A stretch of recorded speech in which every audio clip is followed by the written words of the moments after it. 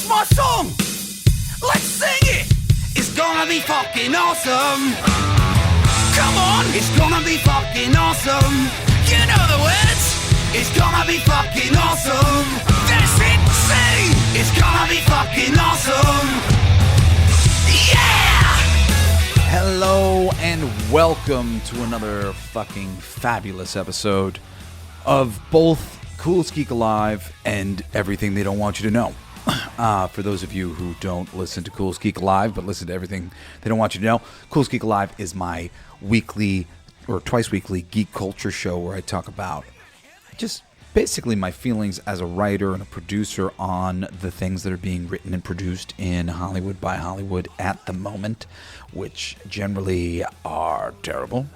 And they're destroying so many of the things that I love and so many people love. It's a real bummer, to be perfectly honest.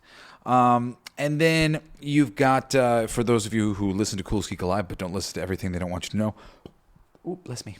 Everything They Don't Want You to Know is my esoteric wisdom show. My first dozen or so episodes was teaching about universal law and hermetic principles, and occasionally breaking in with a special report about some of the bizarre things that exist in our reality. It's just really crazy, man, because I really feel like the adults in the room, you know, like the baby boomers and all the people who are older than me and even my age and whatnot, because they're doing the same thing. They're like, we don't want to talk about all of the invisible elephants in the room. You know, it's just like really obvious that there's weird clouds in the sky. Like, we don't want to talk about chemtrails. Like, you guys are clearly doing that. Like, what's going on here? You know, the vaccine issue, which has finally come to light in so many ways. For 10 years, I've been, vaccinating my kids like normal because I've been getting all the peer pressure from everybody else. Like I was out of my mind to be questioning it. But for 10 years, I was like, I think my kids are going to be okay. And and hopefully there's a more benefit here than there's bad, whatever. But I don't think this is good. And I did it anyway because I wasn't fucking in my right mind. And I was listening to assholes who just toe the line for the freaking corporate elite and the government who's paid off by them to look the other way at all the terrible things that they're doing all the time. So anyway, we are going to talk today about the slippery slope of good intentions gone wrong, because anything in proper measure can be wonderful, but anything to its extreme all the time is a tyranny. And the modern day liberalism that has been going on in the world is a tyranny. And I am a liberal. I'm a super liberal. But the way we have been doing it is a tyranny. And I have watched as the audience in geek culture tuned out so fucking quickly to the tyranny that was this patronizing, you're a racist, you're a sexist, you're a phobe if you don't like this entertainment that we are making. And there's a lot of reasons why they don't like that entertainment that they've been making, and we're going to talk about all of these things at length, but I really want to talk about a lot of psychology and a lot of things about how choosing not to go through a merit-based system, how it falls apart. There's a lot of different ways that you could make a system, and basically anything that isn't sort of merit-based is going to arrive you at the worst conclusion, because the merit is a balanced thing. Merit is situational. Merit is, I need the perfect person to write, create, blah, blah, blah, this thing. It should not be the Luke Cage Power Man movie, who's a black superhero in the comics, for those of you who never read the comics or watched the Luke Cage show that they put out. It shouldn't be necessary that a black person is hired to write the thing or whatever else. However, it may be considered a bonus qualification while looking at everything in balance. Oh, This guy's one of the best candidates, and he happens to be black. That's kind of cool. On some level, he may be identifying with this character in some ways that other people may not be. However, it is absolutely racist, sexist, phobic to suggest that any fucking trans man could not write about my experience on this planet. That they couldn't write about a lady's experience, a baby's experience, a deer's experience, a kitty's experience, an animal's experience, a plant's experience. Anyone who is willing to put themselves in somebody else's shoes can write about other people's experience, can act as if they're in someone else's experience. Was blackface, as it was put forth by a racist Hollywood at a racist time, blah, blah, blah, was that a good artistic expression of people acting as other races? No. But is it possible? Yes. Don't be a fucking asshole. It's not fundamentally racist to do anything. Everybody seems to forget what that actually means. Racism, going out of your way to harm other people because you think that fundamentally, because of the color of their skin or the genetics that they come from, that you have a superiority over them. That's racism. That's supremacy. Unless that is happening, shut the fuck up. This overcorrection of hyper... Oh my God, on my Facebook right now, every other message by so many different people, it's just Nazis. Like, get the fuck off of it. I am the most liberal person on planet Earth. I pray that the things that we are seeing on so much of the establishment news are the hyper-exaggeration of the truth that I believe they are. Because that suits their fucking purposes. The money, the financial interests on planet Earth have been holding all of this stuff in their control for a very long time. One of the CIA directors was famously quoted as basically saying that their misinformation campaign through the nightly news was, the goal was that we would only know the lies that they had chosen to tell us. And that is the world we're living in. And anybody who shushes you down about it, it's just fucking ridiculous at this point. The information is out there. You're just not looking. But it is affecting you. It is changing your life. And it has been even changing our entertainment of late. And now the entertainment side of this is just a way to talk about this in general. This whole conversation of what D.E.I. has been doing. My friend the other day, we were talking about a business situation, and I want to just preface, my friend isn't wrong in his general point that he was trying to make, but foundationally, this is not exactly how we want to go about things. But he basically said, hey, as a way to promote one of these things we're doing, let's get so-and-so and so-and-so and so-and-so and have them involved in some way.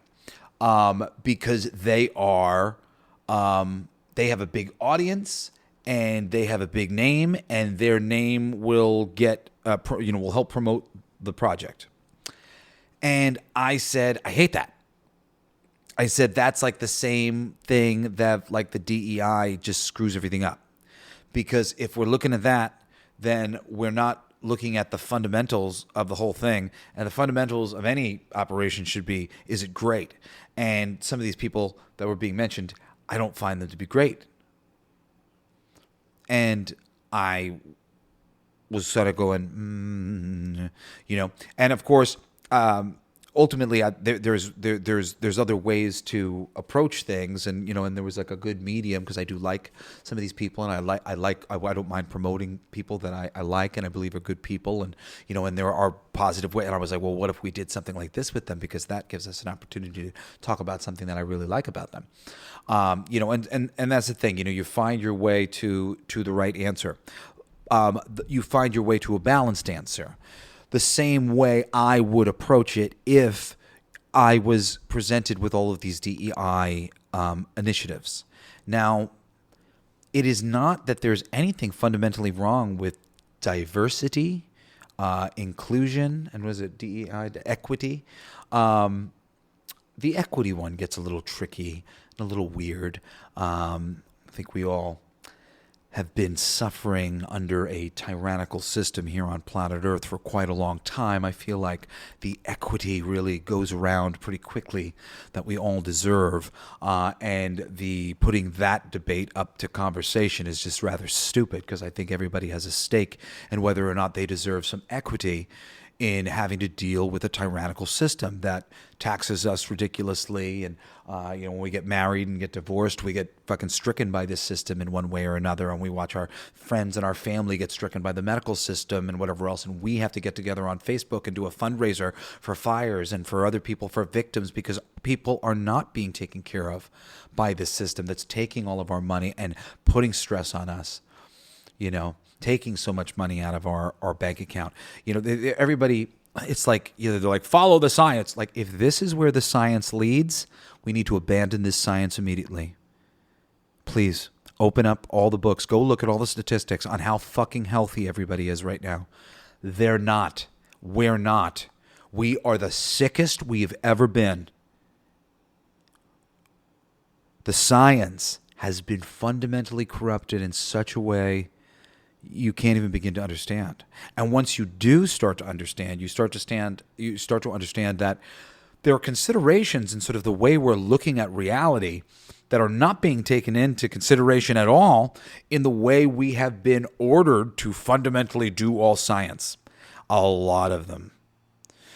Similar to how you might hear, the actor Terrence Howard, who's also, I don't know what you call him, if he's thinks he's a physicist or something. I'm not try to insult you, man. I conceptually, everything that he was talking about is totally above board. He's a very smart dude, and more power to him. I was just being facetious, because I know so many people like to undermine what he's saying. But so much of what he is saying is conceptually we're thinking about this all wrong. And yes, conceptually we are thinking about everything all wrong. Conceptually, we are treating a sign that there is a problem. We go to the doctor and we say, hey, this hurts. And they go, okay, well, I'll give you a Novocaine to stop the thing. Well, why does it hurt? Why does your heart hurt? Why is that arthritis there? Why are you having inflammation? It ultimately comes down to your environment and your diet and your fucking mental health and all that shit. That's it. It's not just, here, rub this on it. Granted, that's like a temporary thing, but are you interacting with a plant that you shouldn't be? Are you having an allergic reaction? There is a deeper idea about what's happening, but a permanent solution is not something that a capitalist system wants. They want to provide light bulbs that don't last very long, so you have to buy new ones. And the light bulb situation was solved ages ago. And that's that specific light bulb situation. I think it was solved in Egypt. I think we've had light bulbs and so many other things for forever. I think the history of the brilliance of people on planet Earth has been obscured from us. As you'll hear little pieces of, if you ever hear a black supremacist speak, a lot of the people who are black supremacists, they're very angry because they feel that, whether they believe that they're from a Lumerian society or some other bits that they're the lost tribe of Israel from the Bible, which is, from what I can tell, seems pretty damn likely. And this Lemurian society that maybe had lived in California and maybe had already built a lot of wonderful things and accomplished a lot of technology and all this stuff, and perhaps they were struck down, and perhaps their children were taken away on boats, turned around, and then told that they came back to a new place and sold as slaves into a marketplace to a capitalist system, and blah, blah, blah, and their history was essentially erased, and some of these people have managed to go back and figure out some of this shit. This is what some of these people believe. Is it true? A decent amount of it is definitely, there's plenty of smoke for that fire. There's certainly some information out there that does not line up at all with what we've been told. So, everybody is out there looking at different little pieces of this information. The difference between most people and myself is that I just never stop, and I'm always trying to find the bigger picture. The bigger picture. So much of it connects together. And for a long time, I hesitated to talk about a lot of these things because, well, you can't prove half this shit. It's just like probability. You know, the other day I said, I said this shit is statistically irregular. I said it has to be called out. And he said, "Oh, you a mathematician or whatever?" And I said, "Oh, I'm sorry. That's a 1 in a million chance? That's a 1 in a million chance, and that's a 1 in a million chance to happen all at once? 1 in a million, 1 in a million, 1 in a million times 3. I think this is the statistical irregularity." To which he laughed, realizing, yes, of course it's possible for you, any human being on planet Earth, to recognize fucking egregious statistical irregularities when they're showing up. I've never seen that before, never seen that before, never seen that before.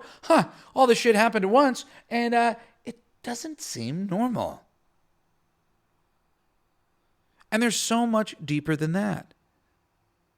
There's facts and facts and facts and facts that you can't run away from within every conspiracy. Flat Earth included. Everything that you want to talk about, there is some facts in there that are like, what does this mean? What does this mean? It means something. It means something. They all mean something. And every single one of these crazed conspiracy theorists deserve a thorough investigation into the truth to make us all fucking feel better and secure that things are going on. Your lack of concern for something that concerns me or anybody else is less fucking concerning than my concern for the thing. So like to shut somebody down for their concern about something is just, what is it? It's just the height of stupidity, for one. You know, it's one thing if we got fucking Chicken Little showing up going, concern, and we investigate thoroughly and that shit there's no, okay, cool. But at least give us that. Let's not be allowing these huge industries to go, no, sweep this under the rug. This isn't important. You know how many people this could potentially put out of work? Good. It shouldn't be working like this if it doesn't work. If it works, great. But anything that works should be able to receive scrutiny, and there shouldn't be any fucking problems. So, this idea, and it's huge on the left, that the only way to beat those evil Republicans is just to pretend like the blue side never does anything wrong.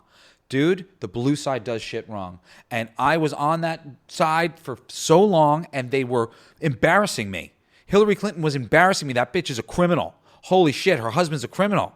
Obama ultimately has really shown himself to be long-term quite a bit of a fucking criminal. And, Jesus, the amount of people who were dying, I didn't think he was going to be a war president. I had so much hope for Obama. All that shit was it's all just so disappointing. And then they stole all the money from Bernie Sanders. I believed in Bernie Sanders. Now Bernie Sanders is disappointing the hell out of me because he won't just admit that he has a certain amount of fucking compromise when it comes to the pharmaceutical industry and how much has put money into his pockets. Nothing happens without funding. Nothing happens without money. Information doesn't come to you unless money has been put into getting that information to you. I'm telling you. You barely fucking find out about anything that I do. I'm an artist, musician. I make great shit, make awesome comic books. You're never going to fucking find out about this stuff unless it is publicized. The only things anybody knows about are the things that are publicized. The most money has been put into it. I put in money to the things that I do nowadays so that you might find out about it. My podcasts are promoted to people regularly so that you might know that I'm doing a podcast because that's the only way it works. Do you want to know the fucking secret to podcasting and being a success? Putting money into promoting your podcast. That's it. That's the fucking secret.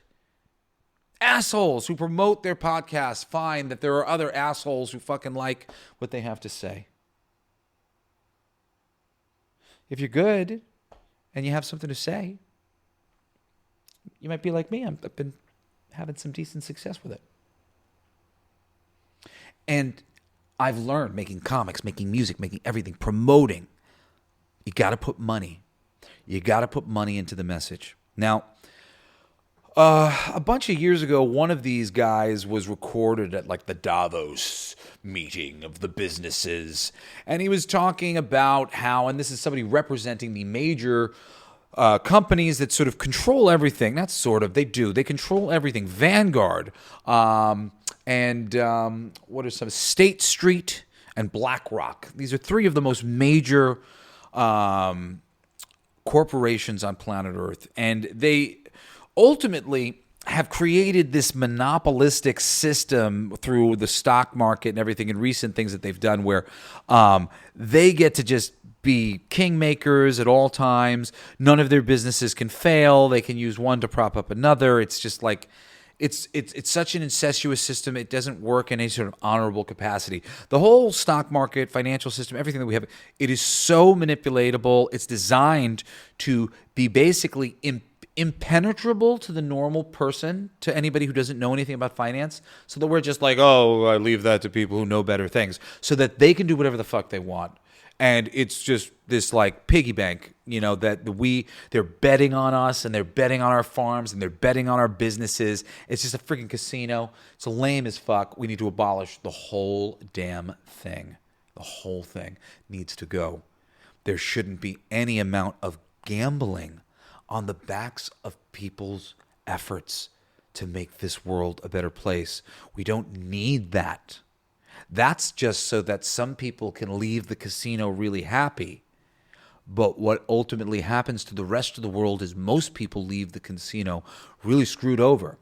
And the existence of this casino, this financial casino, on top of every important thing being done in the world, just makes every important thing being done in the world more dangerous and more complicated in ways that are hard to properly manage, as we have not been able to manage any of this shit. Anyway, these financial powers, their representatives were basically talking about how sometimes you have to force behaviors. You must force behaviors upon people. And that is what these DEI financial initiatives are. They are an effort to force behaviors on the culture. First of all, if you think that the culture needs to have behaviors forced upon it,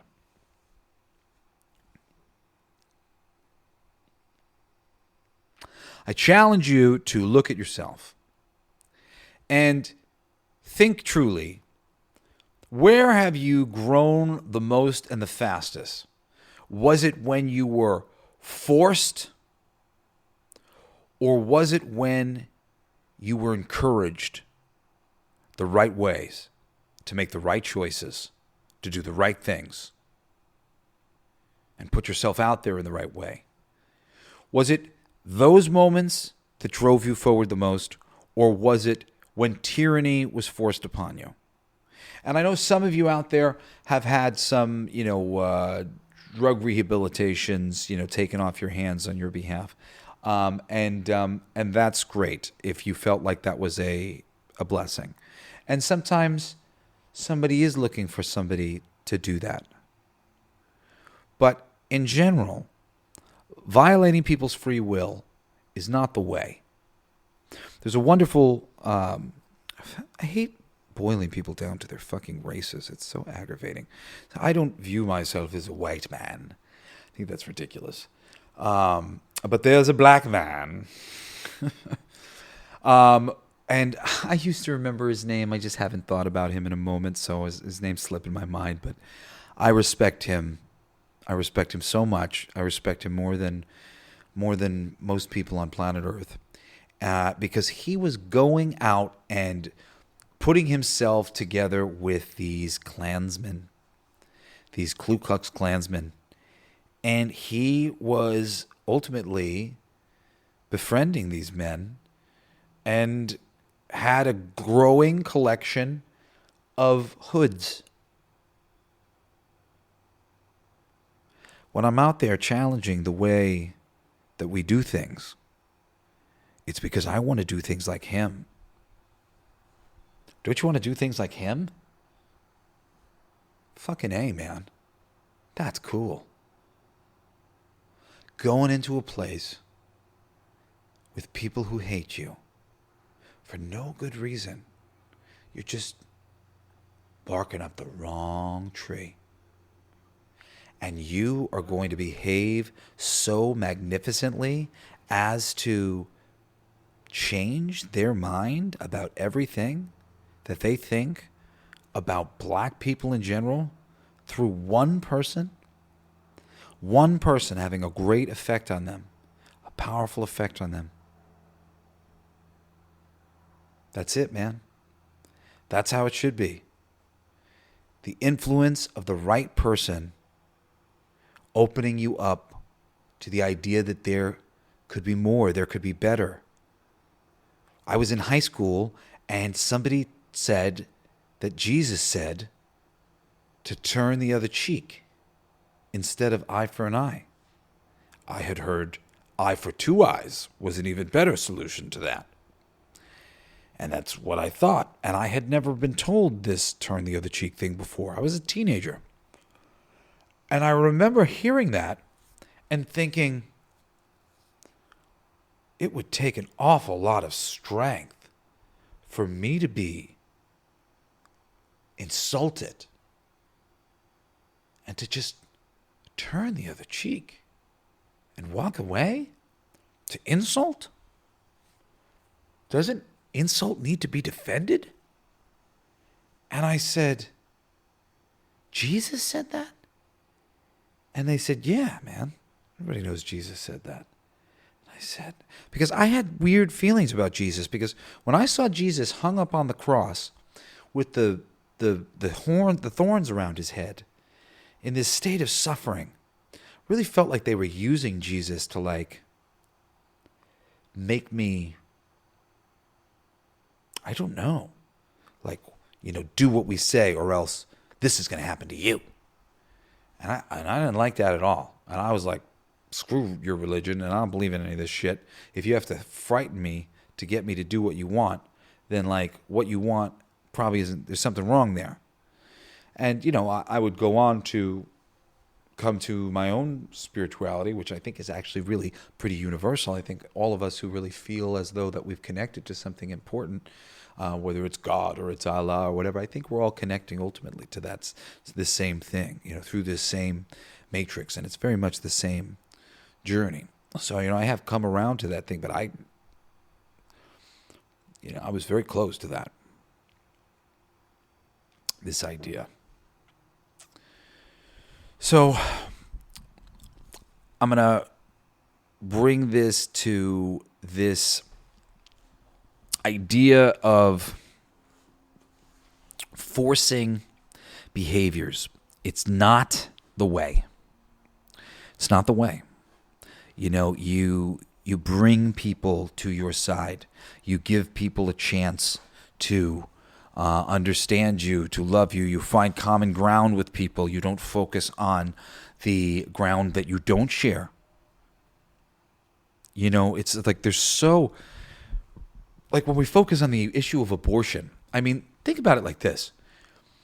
The people that like the liberal side is wanting to hate right now, right? And again, I'm speaking on behalf of this liberal side because I've been a part of this for forever. They've just upped the volume of sort of the things that we want. I want everybody to have the freedom of choice to do whatever it is they feel they need to do. However, it is a baby. We don't want to. We're not trying to mask the idea that it's a baby. We're not trying to mask the idea that there's some nuance to what exactly this baby is, especially from a spiritual perspective. When you think that this soul is coming into this body, when does that soul come in? I'm not sure. Could I see myself getting an abortion or me getting, if I was a lady, or in the right circumstances, wanting one, as a man? Yeah, possibly I could. I really do not want that outcome, though. I'd hate to be in that situation. I don't envy anybody in it. And that's why we want to give them free choice to figure it out, what's right for them, and not add any societal pressure beyond that to make them feel bad. We don't want that. It doesn't help. But the idea that the other side thinks that they're saving babies, that is what they think. And there is plenty of truth to it. And to sit there on your side and be like, you're evil for your side, is just not looking at the situation like an adult person who can see that there's nuance to things. That even though you disagree, you shouldn't hate each other. You shouldn't dehumanize each other. It's so crazy. I want everybody to be able to feel safe feeling how they want to feel. And I really don't want you guys doing this to each other anymore. It's ridiculous. It's ridiculous. It's not getting you where you want to go. And it's making you forget that you're all fundamentally the same. The idea that the writer of Black Panther needs to be black is racist. So terrible. Because, like, it suggests that, like, every individual, like, if you can think about this, I don't know if there's any good way for me to say this, or what's the best way for me to say this, but the division of people, you can just keep dividing, right? So this is a woman, that's a man, that's Hispanic, and that's black, and he's white, and he's Russian, and okay, and then within the community, okay, and then in the black community, he's left-handed and he's right-handed, and he's got a mustache, and he's got a beard, and he's got emotional problems, and his dad died, and everybody can just keep being distinguished from each other because our minds are small. The unique details that just can keep going on for forever, the nuance is lost to us, and we have to boil things down to tiny little composites of information that we can wrap our heads around. But that doesn't mean that it isn't fucking nuanced, that there isn't a lot more there. We're making phantoms. We're creating a racist Republican Party. And this isn't to say that there aren't some people within the Republican Party who we might consider that way, and legitimately on some level or another, even though I do think there's a lot of nuance to a lot of these racists and supremacists, and most people think it's just whites. There's black supremacists, and then they have little organizations and whatnot. They like the Republican Party too, which is why you never hear about them, because they are their own little private interests, and private interests, they veer towards the Republican Party. So you can't demonize the entire Republican Party that's filled with libertarians. I'm sure you know tons of libertarians who are wonderful people, and and have just very clear and present, pure views about everybody's free will and that everybody should be able to do what they want to do. But in Davos at this big meeting, it was being stated that they were going to force behaviors upon society. And they have been doing this through DEI financial initiatives, encouraging through money, which is the only way anything gets done, as we've been talking about, to change the culture of the world in a whole bunch of ways, and basically a hyper-liberalized way. Now, let me say a couple things about this. One, I don't really have any problems with a hyper-liberalized culture, a world where everybody's a different color, like the world that they want to make with like the DEI initiatives or whatever, and everybody comes from a different region, and and there's slight multilingual, I like that world. Like, I'm really into that. I think that sounds super fucking fun. Like, I'm like, woohoo! Like, the more different my friends are, the more different the people surrounding me are. Like, when I have, as a young man, as I was coming across different cultures and different people, I would be excited. Like, ooh, a lesbian. I've never met a lesbian before. Ooh, a gay person. I've never met a gay person before. And then, as I got to meet more and more people of various ways, I got to understand, who they were and approximately what, like, the culture of those people who thought differently than I did about the world was.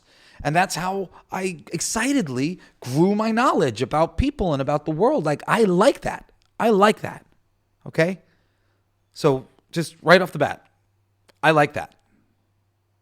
However, art is organic. Okay? It's not ham-fisted. A great, artful history piece that can go into history and say something fucking interesting about it is what we're looking for. You know, I mean, granted, occasionally you can have just some like big, dumb, all sugar, no frills, you know, kind of actioneer, whatever. But the best stuff is balanced. It's got a little bit of everything.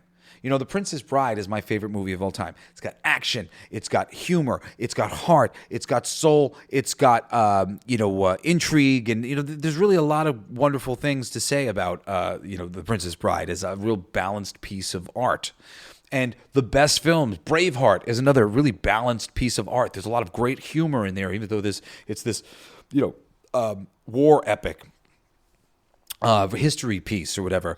Tombstone's another favorite of mine that I think really is a well-rounded piece. Desperado with Antonio Banderas and action and humor and drama and romance. That is life. Your life revolves around action and humor and drama and romance. All of ours do. For the most part, hopefully not too much horror. Even though a lot of people do deal with quite a lot of horror. And horror is so hard for most people that most people don't want to hear about other people's horrors.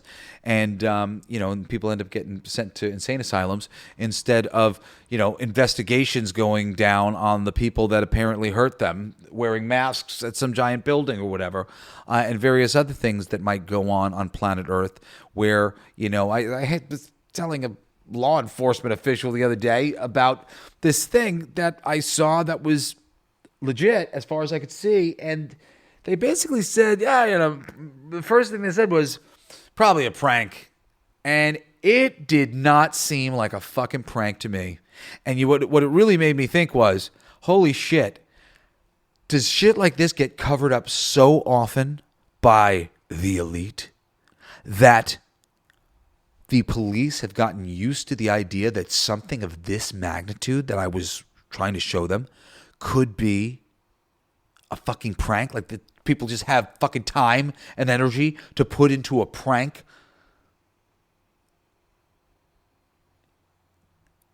But you hear people say things like that all the time. There's no prank. Now, before I get into the details of this DEI, just like the hiring people based on, they're famous, but maybe there's reasons why they're famous, and not everything is going to be in line with the other things that you want to accomplish.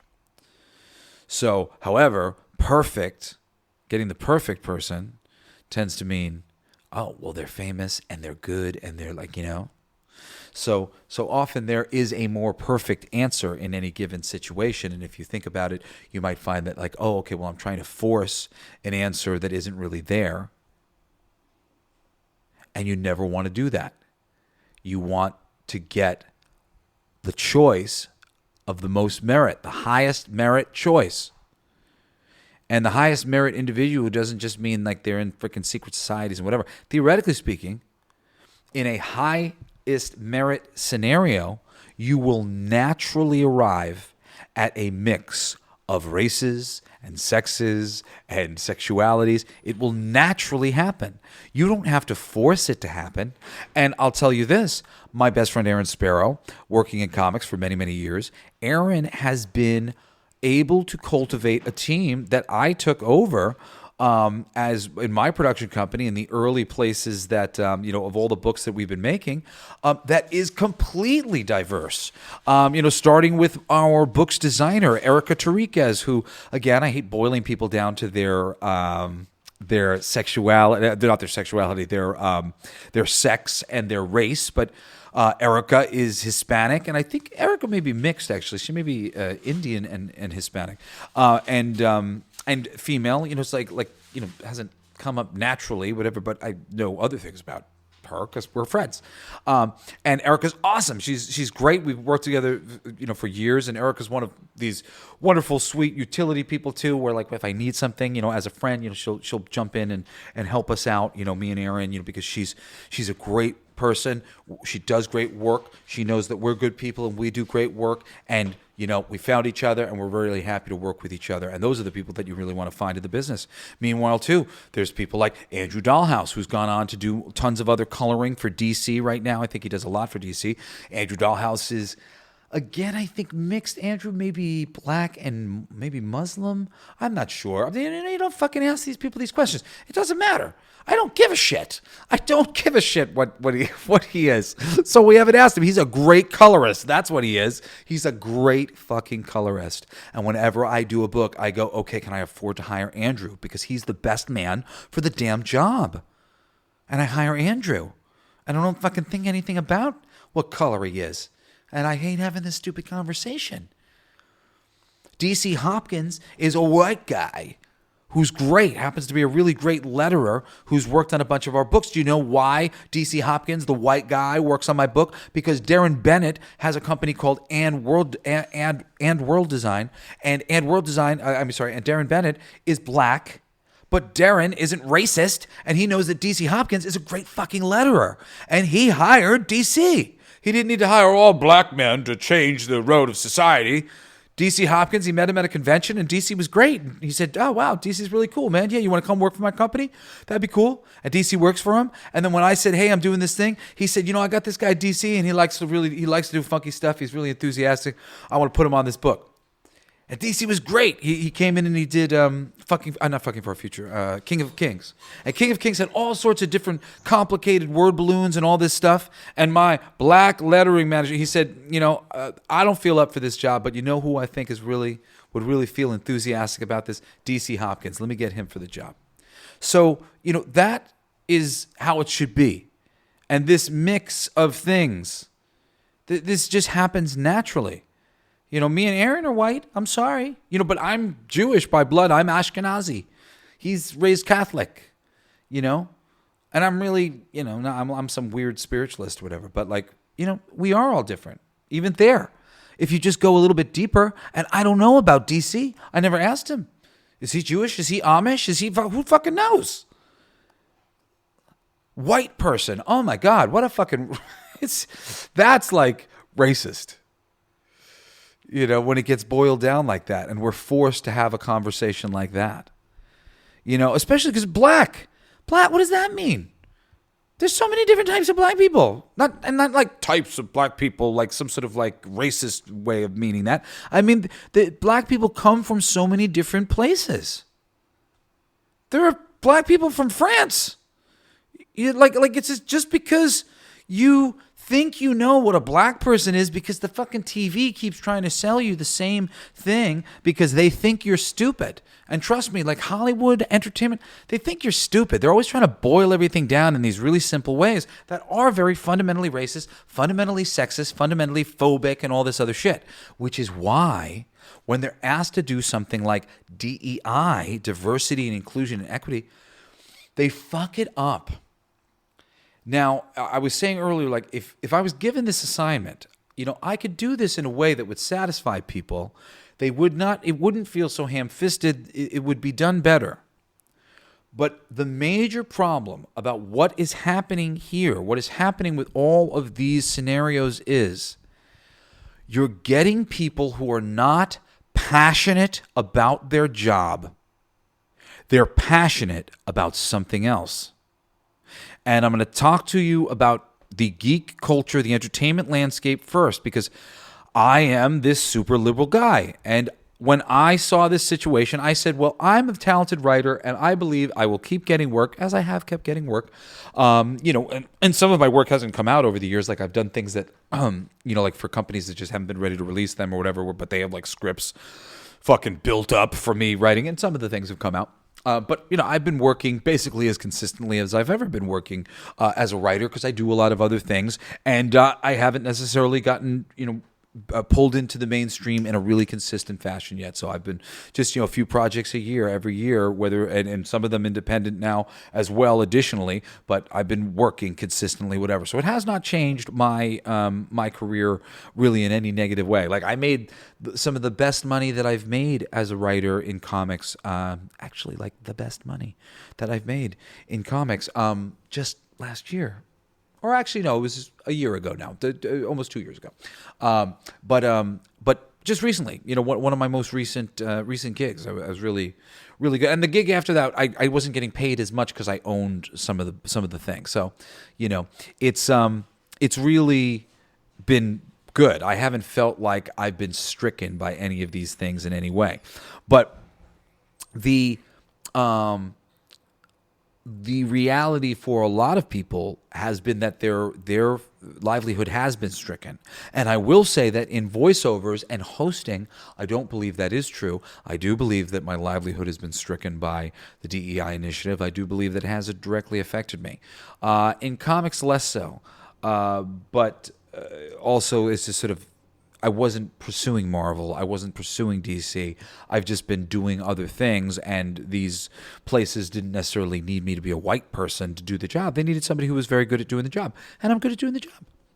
I do a good job. I care about it, and I do good work. And I really stand by it. If you like comic books and ever want to go read any of my work, I mean, most of the things that I've ever worked on haven't quite been released the way I would like them to be released, or I wasn't able to do quite overall in one way or another what I hoped.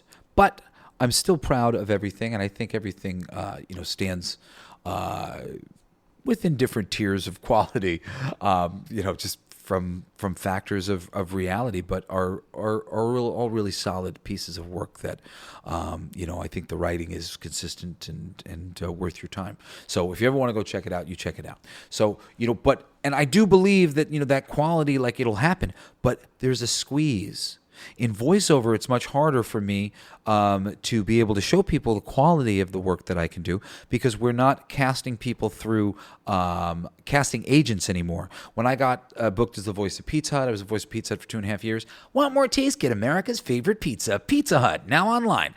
For 4.5 years, I was the voice of Kia Motors. Buying a Kia is one smart move. Kia Motors, I came to California. They were looking for somebody. They kind of we courted them about me, basically, and got me the job, and I had it for 4.5 years. It was a really big financial boon for my life. That again. Casting, they knew I was really good at what I did. They were bringing me in and pitching me on somebody who was a utility man, who was very good at this. I did legal for them.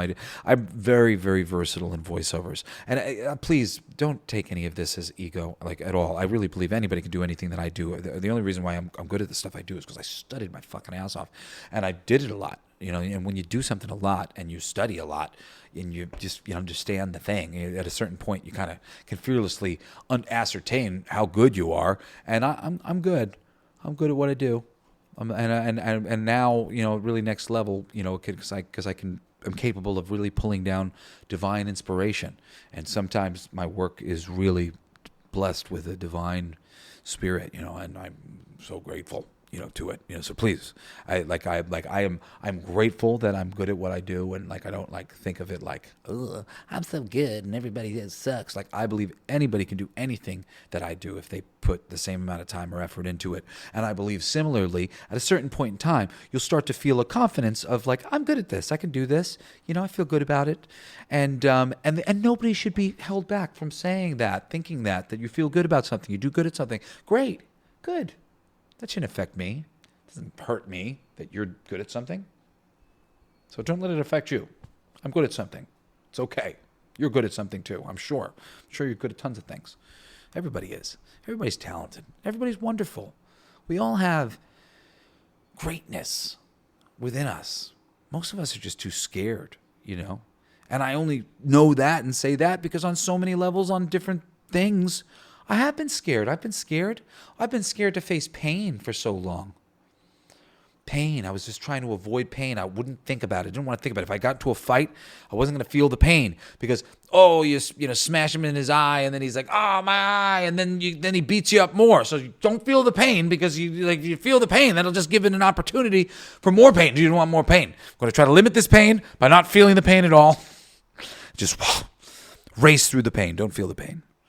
And that's not good. I've had injuries. Bless me. I'm in the gym right now. Been really healing my body, making a lot of progress, but I'm in a lot of pain. And it's no fun.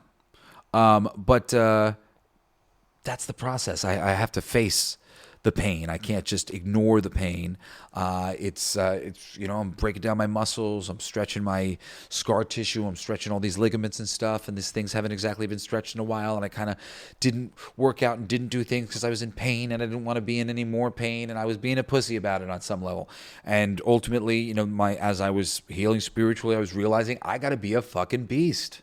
And that is really the spiritual message. That's what God wants you to do. God wants you to be a spiritual monster and to reach within you and find your strength. You are God. We're all God here on earth. We're all powerful. We're all talented. We're all good at the things that we do, But again, to wrap up this little point, because of the auditioning system, nowadays in voiceovers, I just send in a voiceover audition on an MP3. Nobody meets me. Nobody gets to see that I'm really good at taking direction, that I don't really have any ego about it, that I'm a happy puppy who just wants to make other people happy, in the studio. And I go, what do you need? And also that I'm a producer, that I know approximately what they're looking for. I'm not an idiot who's like walking in there going like, so what do you want it to sound like? Like I can figure out from a whole bunch of different things what they're looking for. And I can get as close to what they're looking for as possible so that I can make their job as easy as possible. I just loved hearing, no, that's perfect, Jesse, thanks. No, that's great, perfect. That's what I wanted to hear. When I would get notes, I would just be like, I'm never going to hear that note again. I'm going to correct myself for all time, and I'm going to be that much better of a voiceover actor because I've taken this note. Take that note. I really am good at what I do. But I haven't been able to work at all because it's just Jesse Blaze Snider or Jesse Snider, and I guess my name sounds white. I don't know. If they go and they look on the website and they see the picture that's on the website, they know I'm white. And there's this casting attitude that's been going on. We're casting people. Now, this casting thing has been what me and my friends have been calling it. When you go to hire the writer of Black Panther, and it must be a black person because Black Panther is black, which again, I said, this is the height of racism there. The idea that each individual is not unique enough to be able to understand the idea that any black person can write Black Panther, or any black person can understand the journey of any other black person. Do you see what we're saying? The idea that any white person can understand the journey of any other white person, that's what we're saying there. That's bullshit. It's ridiculous. Are you crazy? We're either saying that everybody is unique and everybody is capable of being empathetic and doing the best that they can to understand the journey of other people, or we're saying that nobody can. Everybody's journey is unique. You'll never know exactly what my journey is. And I think both things are true ultimately. Our interpretation is simply our interpretation. It's us trying to see. But I do think that there is lots of benefit and lots of positivity and worth that comes from anybody trying to see anybody else's thing. Is it the exact thing? Is it the exact experience? No. But I do believe it brings them and it brings us close enough to perspective. And actually, if it is in fact true that nobody can really know the individual experience of any individual on planet Earth, no matter what their race, sex, sexuality, or whatever else may be, well, then isn't it always best to have somebody who doesn't fucking know what the fucking experience is, trying to figure out what the experience is empathetically for other people? And isn't that what's always happening in general anyway, whether it's a black person doing it for a black person or it's a white or Hispanic person? The black is not that guy. He is just having an empathetic journey, trying to imagine himself in this position. Years ago, Reginald Hudlin, who was like this producer for BET or whatever, he was writing Black Panther. First 6 issues were really great. And then after that, he started doing this stupid thing where he was just like making you... It was a lot of tell, don't show. And in writing, you generally speaking, you try to show the audience things because showing them makes them visualize and go through the experience with the character does a lot more good. When you tell them things, it doesn't really land with the audience the way showing it to them does. So he kept telling us what a big deal Black Panther was, how famous he was, how handsome he was, how powerful he was, how smart he was. Just telling us over through other characters, not necessarily just Black Panther, who, you know, probably was saying that in one way or another, but was just through various means telling the audience, hitting the audience over the head with a club. He's so smart. He's so smart. He's so smart. He's so smart. Forcing this thing on the audience. Now, meanwhile, I'm an audience member. I don't even see Black Panther as black, even though that is kind of his thing. And on some level, yeah, I get that he's black, you know, that he's different in that way from some of these guys, that he's a black character. But like, that doesn't really mean anything to me. Ultimately, the thing about T'Challa is that he's a king. And he's got honor. He's an honorable king. He's a good man. He's a good man, and that's a pickle to be in, to be a king. Because the thing with the king is you got to honor your kingdom, and like, you know, like the will of the people, and you know, you're always gonna be, that's your first, you pledge yourself to the kingdom. But then he's also an Avenger, and the idea of the Avengers is that we've pledged ourselves to the universe and the planet. We got to save the planet or save the universe, you know. So he has to sort of balance his responsibility and obligation to his kingdom, and his kingdom isn't exactly like, you know, they're sort of vulnerable in some ways. They're a small sovereign nation that has special technology, and you know, they could easily be overrun by some of these more powerful patronizing nations, you know, and you know, and they are of a race that has typically been disregarded in one way or another by American culture and otherwise. And you know, like this is an interesting scenario that this man's in. He really and he has to be smart. And that's like the thing, you know, he's powerful, whatever, but really it comes down to, it's about, and all of the best comic book superheroes, it comes down to their intelligence. Superman, Batman are two of the best examples of this. And, you know, the Batman, I mean, the Black Panther bit with him being really smart, it's you know, so well earned in so many different stories and bits of great writers, you know, bringing it to task. But part of him, you know, being so smart is that it's necessary, it's natural, it's organic for his character to be smart, because he's in a fucking pickle. He has to be smart. How do I please my constituents and please the Avengers at the same time? Somehow he always does, through clever writing. And that's the, you know, the situation. You know, we want these, I don't know, I'm trying to connect this back to the way we're talking about writing stories and, you know, getting the best person for the job, and that naturalistically this should be coming about, but naturalistically it's not, right? Well, Aaron was getting all of the right people, organically going after them the way he was. But in this current state of comics, let's say, just to start, and the comics I know better than the sort of political landscape or whatever, but I'm going to tell you that what I saw go down in comics is certainly happening in a lot of ways in our reality. And, you know, I don't want to pick apart choices for this organization or choices for that organization because they're a DEI hire or whatever, because like, oh my God, like focusing on being forced to focus on that because of the circumstances of the conversation. It's very aggravating in itself in the first place. It's like, because we didn't really need to have this conversation like this. So, so I don't do that. And I haven't bothered to like look into deeply. But, there's a lot of people in this world who are losing their jobs right now. And there are a lot of industries that I think will be going under. And some of them I think are long overdue. And it will be time before we see how all of this shakes out. I am hopeful.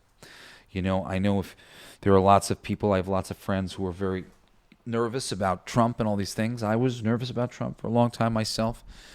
I think that we kind of got put into a bit of hysteria about him. And I think that somewhere along the way, because of the hysteria that was created, good guys behind the scenes got connected with him.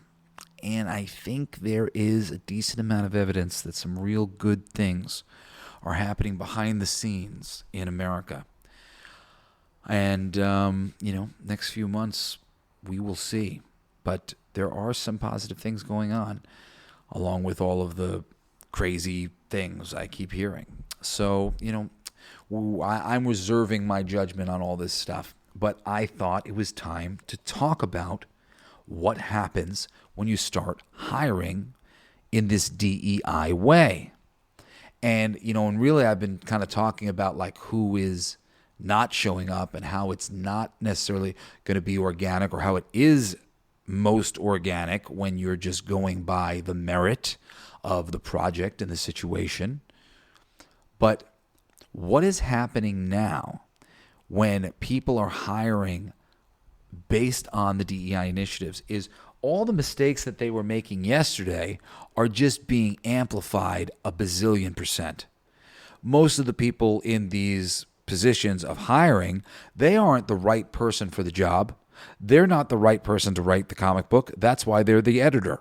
They're not the right person to run this organization. That's why they're out there searching for someone who is. Now, when you're looking for merit, you're looking for people who are the best at that job. When you're casting for particular faces, sexualities, or genders, one, your pool shrinks. You no longer have access to Jesse Blaze Snider and Aaron Sparrow in the pool. Or I should say, I wish it was like, it's like, there's so many things. It's like, if you do this, like, just because there's a lot of people, there's a lot of people who would be really good for the job. And now we've barred them and we've boiled it down to this thing. At any given moment, there may be a best person for the job who is comparable to another best person for the job, who is of color or whatever else.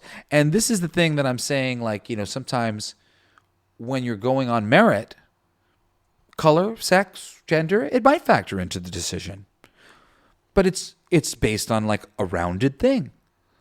They're kind of famous. They have a name. We get promotion for this. They've written things like this before. And they're black. And the character's black. This could be interesting. There's a novelty to that. But it's novel if it's not all the time. It's novel if it's exceptional. Sometimes it's like this. And when it's like this, we're like, oh, that's novel. That's neat. Right? So now we're making it unexceptional. You are getting hired because you're black. These are the books starring the black characters, the black writers, and the black artists will get the job. Now it's like a given. There's a subtle bit of this hasn't been earned within that, a unspoken bit that is poisonous to the people who are on the projects because, on some level they've earned it, but just the parameters have changed a little bit, and the way it looks now, it seems like it's less about merit and more about this one imbalanced overcorrection that we're trying to make in the direction of equity and inclusion and diversity, right? So when they made this change in comics, I was kind of happy because, and I don't remember all the names of the creators off the top of my head right now, because it's been a minute. But at the time, there was a few writers, a few female writers, and a couple black creators who I thought were really great, who I didn't see getting a lot of work. One of them who been like for forever, who I just thought was always awesome, and it just seemed like he never got offered any big gigs, and he was really talented. Was Christopher Priest, great writer in comic books, black guy, I think. I don't think I've ever met him in person, but he's awesome. I've been reading his work forever. Love his stuff. Writes white guys in a way that makes me think like he was a white guy or something. Like he knows how to white experience. I don't understand. It's crazy. It's just so ridiculous. So insulting. It's just so insulting to everybody. Like, I can't imagine what it's like. I can't imagine what it's like to be you. Because you're black. Well, how am I supposed to know? I don't know. It's probably pretty similar.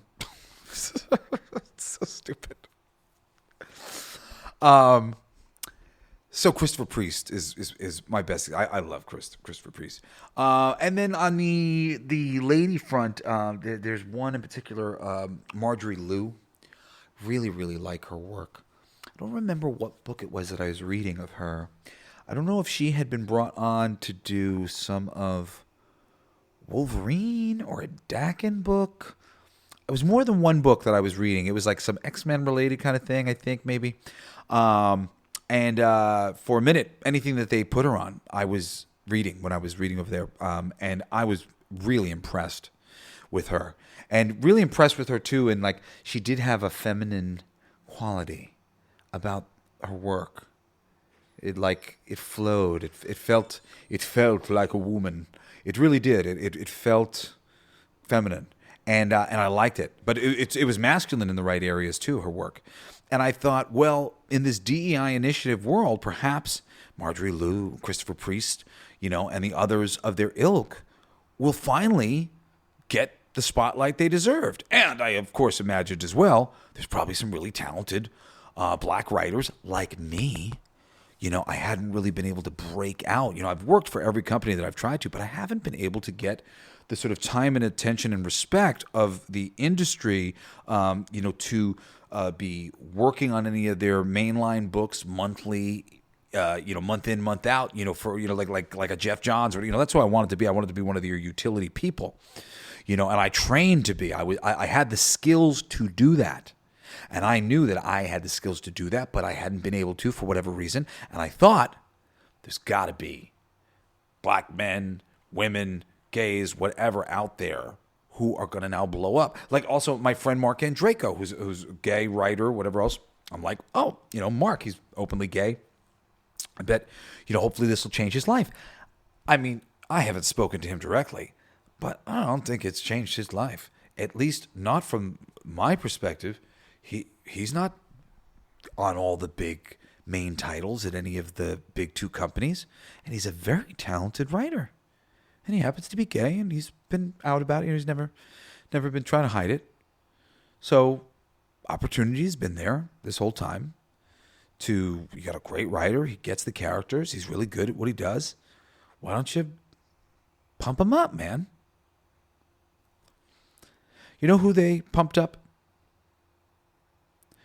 The DEI hired people who were most willing to promote themselves and make everything about their gender, their race, and their sexuality. Do you understand what I'm saying here? When you make things about the DEI, instead of getting the people who are best suited for firefighting and are most studied and have been doing it for forever, you get the people who are most willing to make that a cornerstone of who they are. Christopher Priest was working at DC, but I don't really see him over there too much anymore.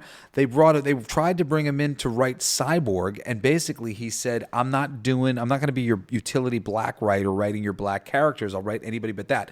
He went on to do, I think it was Deathstroke, and I haven't gotten to read, have I read any of them? I don't know. Somebody might have lent me some, but I don't think I have. I really want to though. Love Christopher Priest. Heard it was really good. But he is just like a king for saying no. And most of these people in this system, they're not saying no.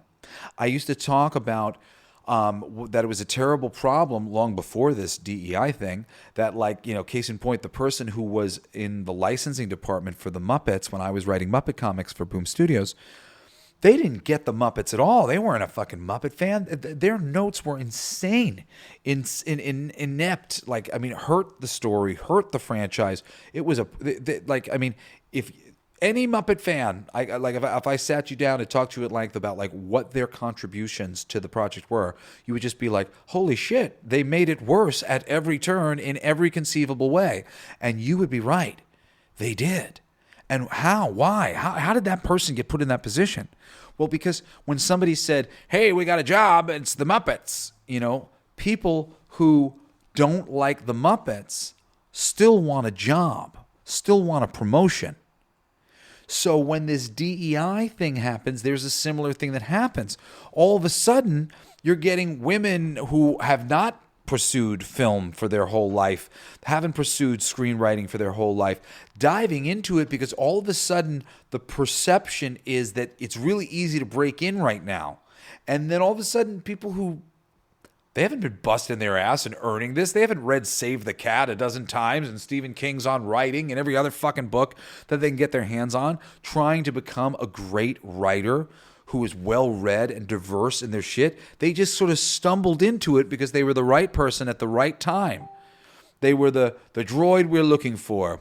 Oh, you're a lady? You should write that. There were so many women being roped into the screenwriting profession and being roped into the film profession in various ways over the past 5 years, especially the writing department, just because there are so many men who were trying to figure out how to get their scripts approved and get their shows approved, and they figured out that if they brought a woman in who didn't fucking know anything about anything, but could maybe, granted, you would try to get somebody who did know writing or whatever, but most of the people were generally novices, generally very young, and they were being attached with very major contributing writers who ultimately this whole project revolved around, and the quality that might have been there would be really coming from them mostly, just so that they could have a woman on the project so they could get it green lit.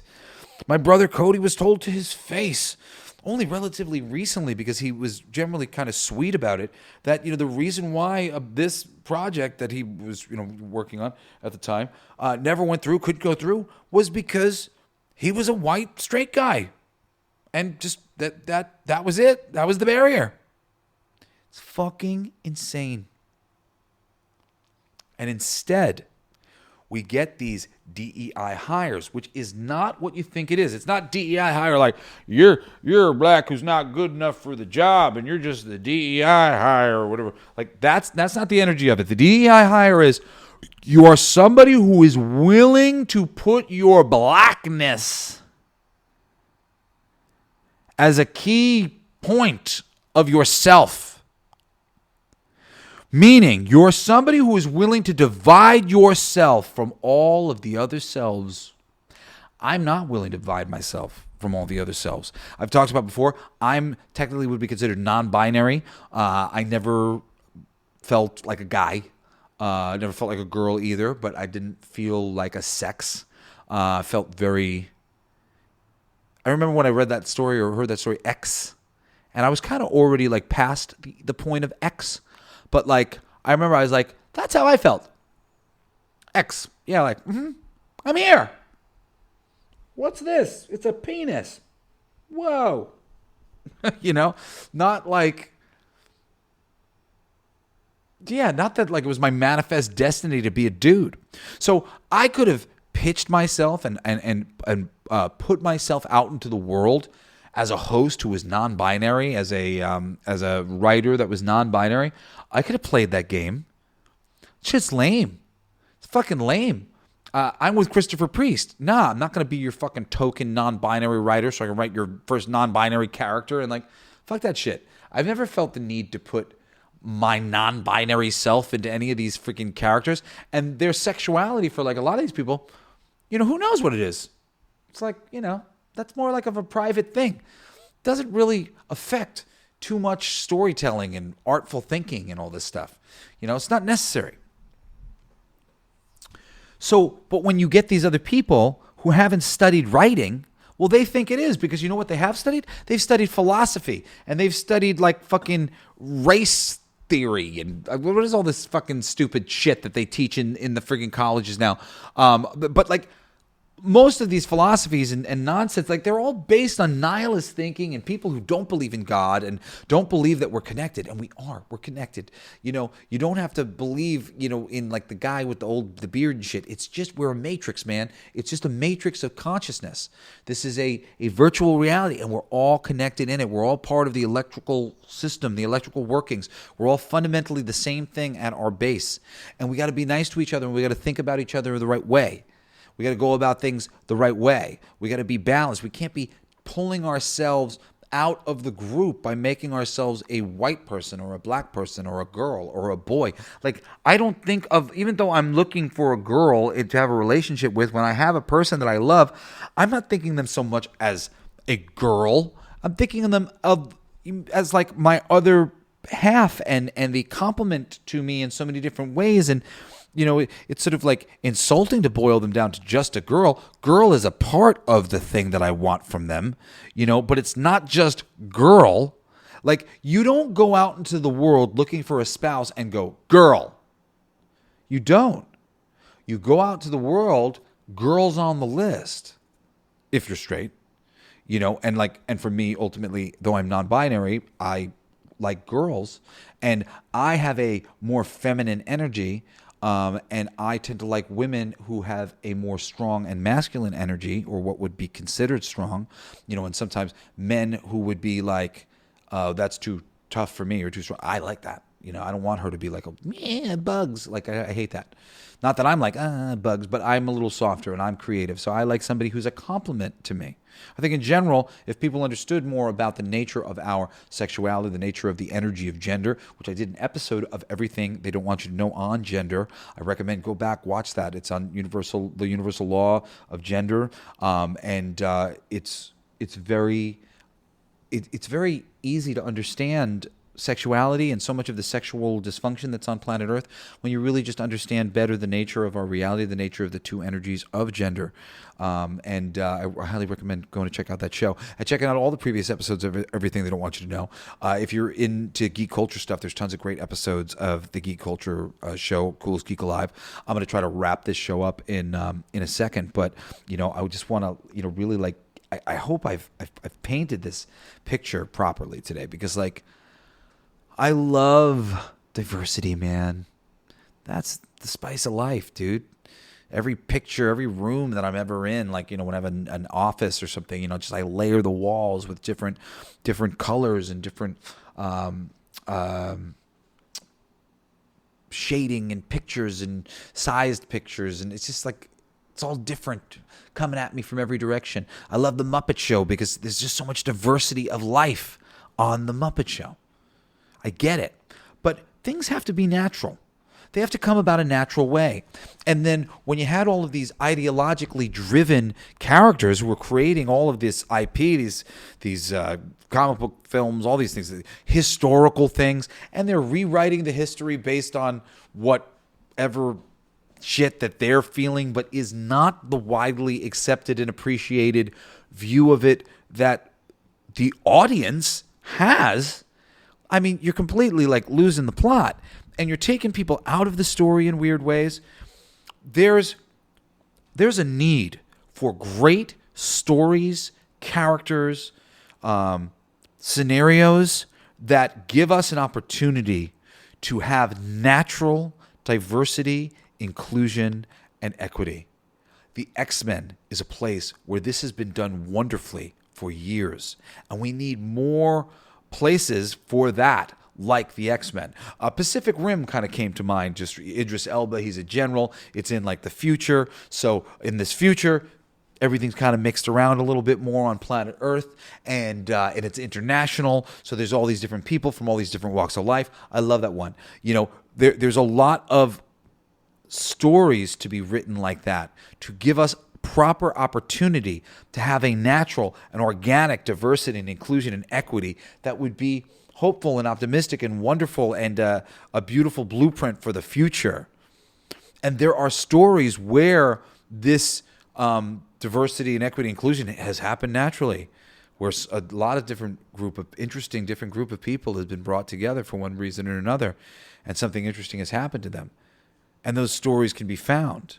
And those stories can be told and made up when you have an idea about what really happens when cultures clash and when new people are meeting each other and when you can bring an authenticity to that and not boil these characters down to boiling plates because you're a black writer and you only care about the black experience, so you're not really that deep into all the other little side experiences.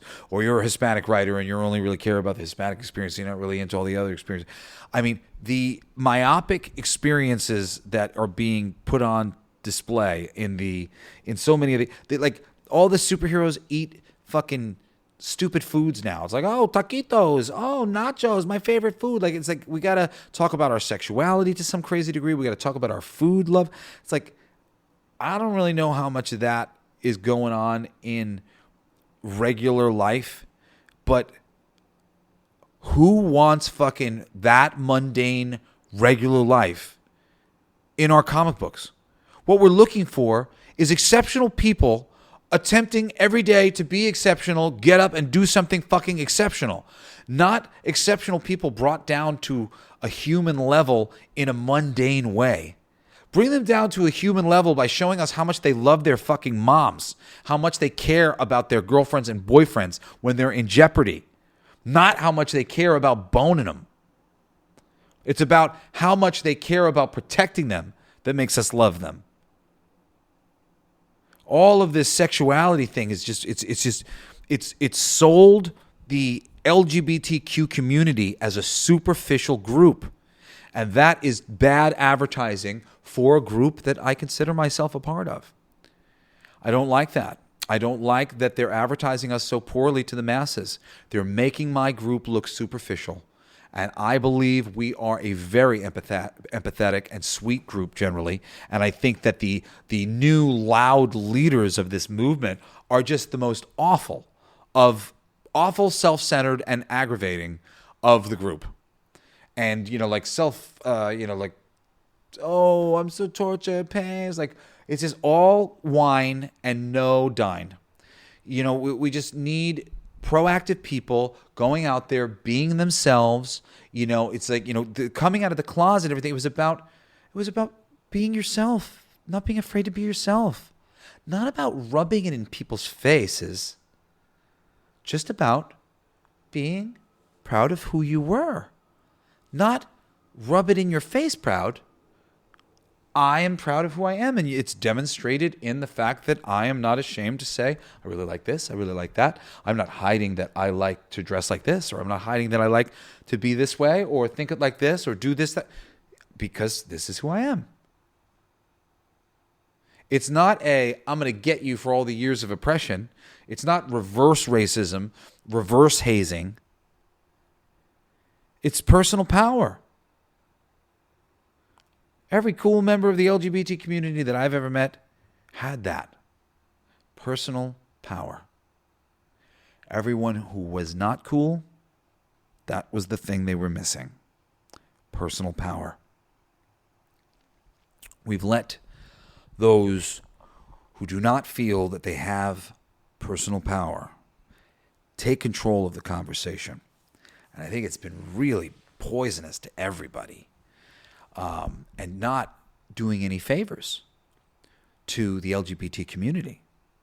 Similarly, when a person like Reginald Hudlin gets onto Black Panther and starts telling the readers of Black Panther how awesome Black Panther is, while I'm reading going, yeah, I know. He's one of my favorite fucking characters. That's why I read Black Panther. Are you retarded? Like, what the fuck is going on here? You don't have to tell a reader of Black Panther how cool Black Panther is. You demonstrate how cool he is by showing us how smart he is and how cool he is. But when it becomes about ideology, they want to tell you. They want to tell you why America is wrong and dissect it in some sort of philosophical way. They want to tell you how this is right and that's right. They want to pontificate to you. Nobody wants this. Nobody wants their free will violated in this way. Nobody wants to be patronized, spoken down to, treated like they are stupid.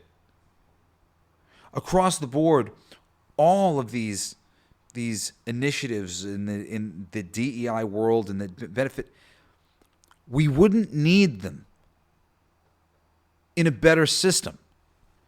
We need to train society to be like Aaron Sparrow so that we always find the Erica Tariquez's and the Andrew Dahlhouses and the Darren Bennett's of the world when we need them.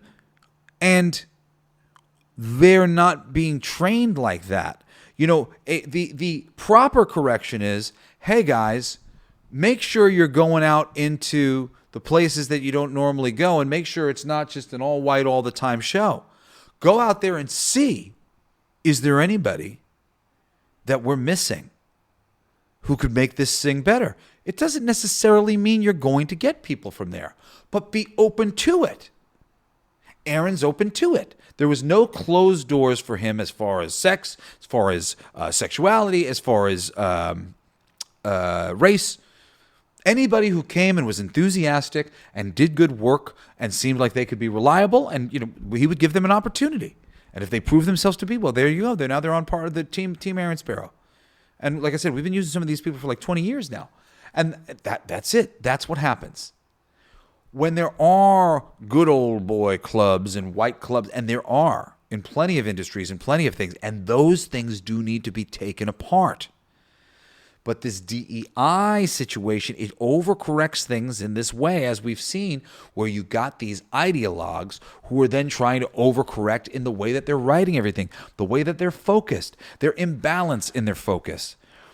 They're focused on writing about sexuality all the time because they don't see enough of it in the landscape, and they don't feel representative in this way or that way. Oh, fuck. Another person who's going to inject themselves into the book. I've never injected myself. Well, yeah, I've written long enough that eventually I did finally, in a recent book, kind of use myself and my family just as a little bit of like a guidance. I had a lot of characters to create. A lot of characters. I'm not the main character. I was just like, one of the characters, though, was loosely on some level. I was thinking about him as me. But that took me 30 years of writing to do that. Generally speaking, I was always looking at like things that I wanted to see in the world. Not necessarily me. I'm not fucking Indiana Jones or anybody that cool. Like I'm cool in that I'm a really nice guy. I'm cool that like I'm brave enough to put myself out there as a musician and go perform and stuff like that. Like that's cool.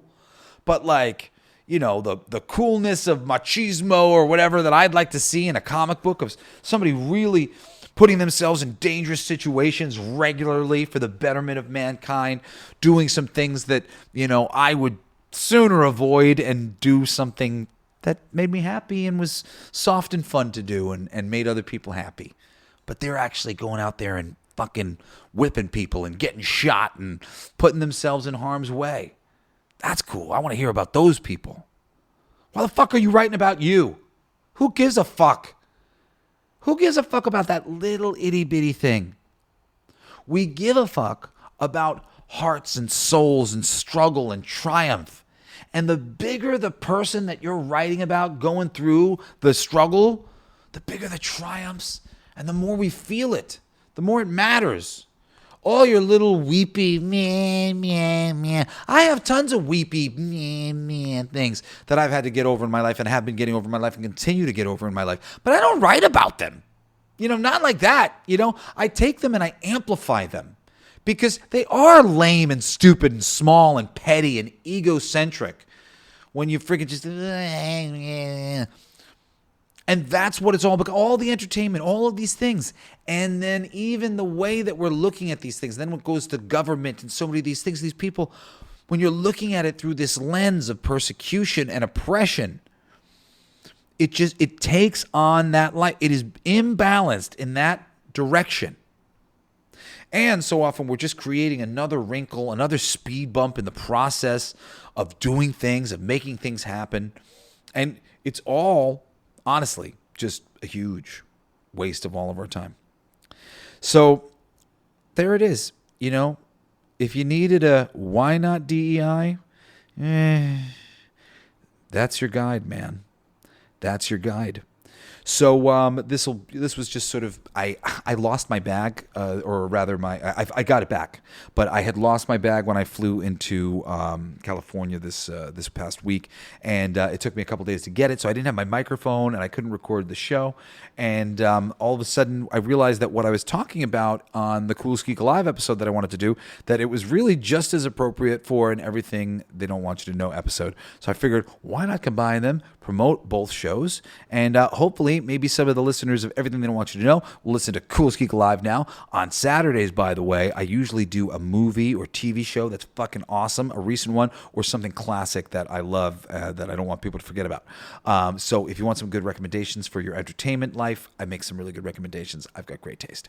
And then I break apart the freaking entertainment landscape during the week, like we've been doing right now with this whole DEI hiring thing. Why don't you want to hire DEI people? Because the people who show up are not the people who are the best suited, most passionate for the thing. They're not. That was, I forgot that. That's the other thing. The passion level. Their passion for it. The Muppets, like people, I want to work the Muppet. It's a promotion, but they're not that passionate. Oh, it's going to be easy. It's easy for you because they're looking for gays and they're looking for, so you get into it right now. All of a sudden, people will show up for that job. They'll show up to apply for that job. And they never would have showed up to apply for that job if all of a sudden they hadn't heard that it got easier for that group in that specific area. We don't want people who are just there because they thought it would be easier to get the job. We want the people who are there because that's the job they fucking want, because they've been working their whole fucking life and thinking about having that job for forever. We want the people who really care about the job to have the job so that they can do a great job for us and we can get the benefit of their great work. Anyway, I love you so much. Thank you for listening to this interesting hybrid episode of Coolest Geek Alive and Everything They Don't Want You to Know. I do Everything They Don't Want You to Know on Fridays, and Coolest Geek Alive is, as I said, Wednesdays and Saturdays. And I hope you guys will join me again tomorrow, Saturday, for Coolest Geek Alive, and again next Wednesday and Friday for another fucking awesome episode of the Coolest Geek Alive and Everything They Don't Want You to Know. Love you guys. Thanks for listening. Care Bear Stare out. You've been listening to Coolest Geek Alive with me, your host, Jesse Blaze Snider. Don't forget to rate, comment, and subscribe for more excellent geek culture content. Thanks for listening. It's my favorite part.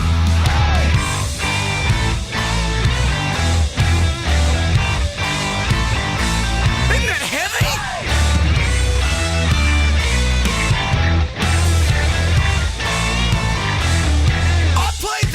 It's gonna be fucking awesome. Coolest alive.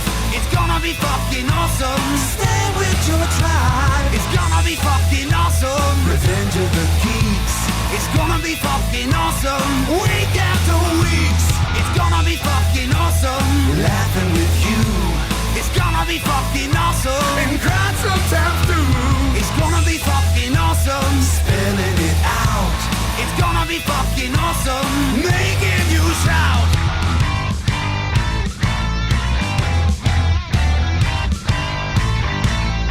I'm a genius. I've got lyrics coming out me bum for days.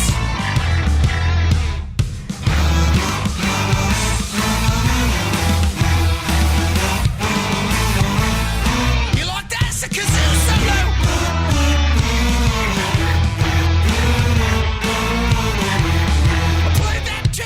It's gonna be fucking awesome. Talking some shit. It's gonna be fucking awesome. Living your shit. My voice is gonna be fucking awesome. Foot in our mouth.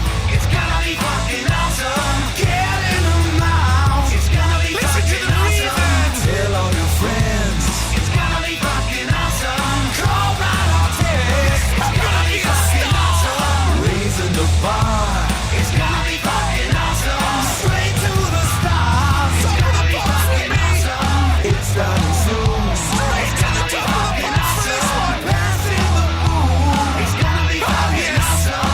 on with the show.